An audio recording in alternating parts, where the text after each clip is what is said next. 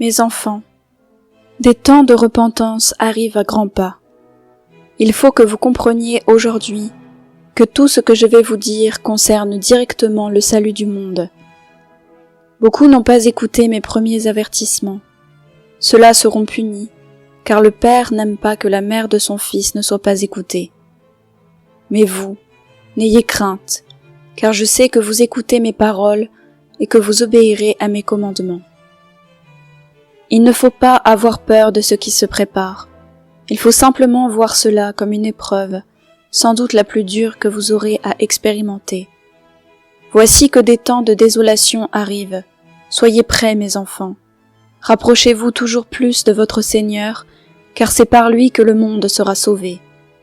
Priez aussi les cœurs unis, car de grandes grâces et une grande protection sont accordées à ceux qui les prient.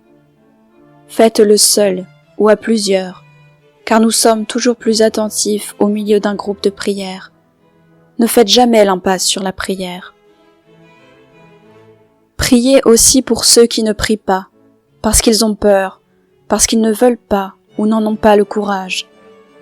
Plus vous prierez pour les autres, plus vous obtiendrez miséricorde. Tous ceux qui prient pour leurs frères et sœurs recevront beaucoup de grâce. Il faut sauver les autres, tous ceux qui ne prient pas, tous ceux qui sont éloignés de Dieu et qui pensent qu'ils peuvent réussir sans lui. Que ceux-là se repentent rapidement, sinon rien ne leur sera épargné. Je sais que ces mots sont durs à entendre, mais il est temps maintenant pour vous d'en prendre connaissance. Ce qui se prépare est bien plus grand que tout ce que vous pouvez l'imaginer. Des familles seront anéanties, des pays entiers décimés, des guerres éclateront de tous les côtés. Vous ne pouvez pas ignorer ce message, vous ne pouvez pas faire semblant que rien ne se produira. Je vous dis aujourd'hui que tous ceux qui suivront avec ferveur mon Fils bien-aimé seront sauvés. Ils n'auront pas à souffrir tout ce qui se prépare pour le reste du monde. Vous serez sauvés parce que vous êtes restés fidèles au Père. Quoi qu'il se passe, vous devez toujours garder les yeux fixés sur lui et sur son Fils. Votre foi sera mise à l'épreuve. Aujourd'hui déjà, vous subissez des moqueries, des injures vous sont faites par le gouvernement, par les médias, par les événements. Ne craignez rien. Restez tout près de mon Fils, car je vous l'ai dit, tous ceux qui se moquent de Dieu seront punis. On voudra vous faire croire que vous avez fait le mauvais choix en écoutant Jésus, en le suivant. Beaucoup chercheront à vous détourner de votre foi, dans l'intérêt du malin. Que vos oreilles restent sourdes à ces inepties, que votre cœur reste ouvert à la volonté de votre Seigneur.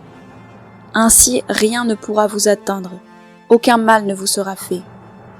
Vous avez la protection pleine de votre Sauveur. Croyez en lui.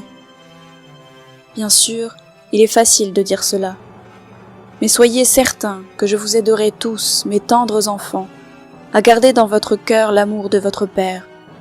Priez abondamment le chapelet avec moi. Nous devons construire autour de vous une armée, une muraille, pour qu'aucune attaque ne vous atteigne.